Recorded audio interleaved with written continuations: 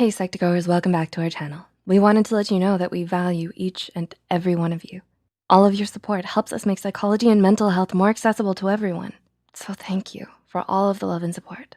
Now, back to the video. How often do you feel lonely? While it's common for all of us to experience loneliness every now and then, what do we do if the feeling persists more than we're used to? If not dealt with properly, loneliness can grow into something harmful to our mental health. Now, if you believe you're suffering from excessive or chronic loneliness, a good plan might be to seek out help through a counselor or mental health professional. It's a great first step and gives you a chance to talk with someone about your feelings that you're experiencing. While a lot of us can feel lonely when isolated for too long, loneliness isn't reliant on being alone. Loneliness, like all of our emotions, is a state of mind. Research demonstrates that loneliness does not reflect how many friends or family members you have by your side. Instead, it's how connected you feel internally. You can be surrounded by family or friends, and yet your feelings of loneliness still somehow manage to persist. So, what can we do about it? Well, you're in luck, because here at Psych2Go, we've gathered a list of 4 tips to help you deal with loneliness. Number 1, become friends with yourself first. Self-care is something that is extremely important for our mental health. The truth is, we may feel lonely because deep down, we long for our own friendship. When's the last time you were kind to yourself? Took a minute to relax and wind down, just for you. And I don't mean passing out after a long night of working. I mean conscious time dedicated to yourself and your thoughts. Thoughts all on you, not work, not drama, just relaxation. This could mean a relaxing bubble bath instead of a quick shower. Some time spent doing an activity or a hobby that you enjoy, or perhaps sitting down with your favorite book. When loneliness comes knocking on the door, it's a good idea to look inwards and spend some time with the friend within ourselves. They may be the one to help us calm ourselves and relieve some stress. That is, if we do spend time with them. Once we've made friends with ourselves, we might not feel as lonely around others or on our own, because you always know you got your back. Number 2, show compassion. Oftentimes, when we're lonely, we may wish that someone could simply be there for us, someone to understand us and show us some compassion. Well, a little compassion can go a long way. Don't you feel a little cheerier when someone gives you a compliment? When someone does a favor for you, don't you feel a little more valued and less alone? Wouldn't you want to bring that compassion to others as well and spread love? Because not only does carrying out kind acts for others help them feel cheery, but it can make us feel cheery as well, and less lonely in the process. After all, we're engaging in a form of social interaction.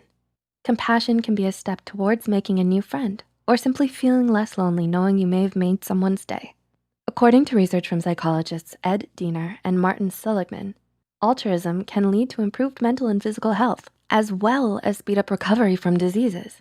Brain imaging research from Naomi Eisenberger at UCLA has found that providing support for others may have unique positive effects on key brain areas involved in stress and reward responses. The research shows that a little compassion and support can predict decreased stress responses in the brain. So next time you're feeling lonely, perhaps reach out to a family member or old friend who could use some support. Donate to a charity or volunteer with an organization you care about, maybe a mental health organization on loneliness. I'm sure they'd love the support as much as you. Number 3, find your tribe. As mentioned, you don't need to be physically alone to feel lonely. You could be at a loud, seemingly fun party with others and still you can't help but shake the feeling. Perhaps you do have friends or classmates you regularly talk to, and you do get along with them, but you don't necessarily have a lot in common with them. You may even find yourself disinterested in the topics they discuss, but politely nod along because, hey, they're your friends after all, and you care about them. But sometimes you feel like the odd one out.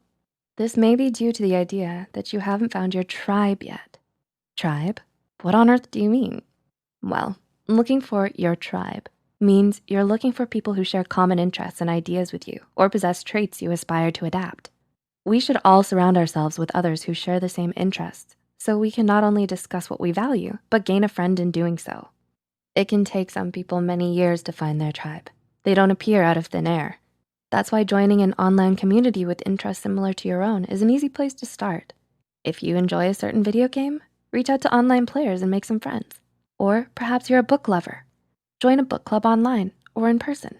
You may find yourself with your very own tribe in no time. Number 4, there is no perfect friend. If you're lonely, you may have daydreamed about what it would be like to be perfectly socialized, imagining yourself with an ideal group of friends and your best friend, the perfect friend.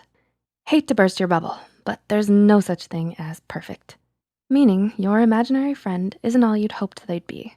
Theory and research suggest that those with a high level of perfectionism are more at risk for depressive symptoms and suicide ideation because their feelings of alienation, isolation, and loneliness are all the more intense. Thing is, perfectionism in socializing may even prevent some from socializing at all, because when they do look for the perfect friend, they can't seem to find them anywhere. Philosopher and author of A Philosophy of Loneliness, Lars Svensson, argues that people with chronic loneliness may likely be social perfectionists. Svensson explains that social perfectionism is more common among lonely individuals than non-lonely. The lonely person thinks that they're unloved and that no one will befriend them. But perhaps the problem is rather that because they place such impossible demands on friendship and love, they are not capable of loving or befriending someone. Now, are you capable of befriending someone? Absolutely. Don't let a little perfectionism get in the way of making a new friend. People have flaws, and not every social interaction is meant to be amazing. It can be awkward at times, or even silly. Once we're content with knowing friendships can be messy, awkward, and silly at times, we can then feel a little more relaxed when it comes to making a new friend. If you think your perfectionism is getting in the way of finding a friend, know that someone is out there for you, but they won't be perfect. And flaws and all, you'll still love each other and may even be a little less lonely. There's someone out there for you. You just have to keep looking. So, will you try out any of these tips? What online communities will you join? Let us know in the comments. The studies and references used are listed in the description below. Don't forget to hit the subscribe button and notification bell icon for more Psych2Go videos, and thank you for watching. And if this video helped you, please let us know by liking and sharing it with someone who may be feeling lonely. After all, this video could be a great way to reach out and support someone who is suffering from loneliness. And in the process, you never know, you may just make a new friend.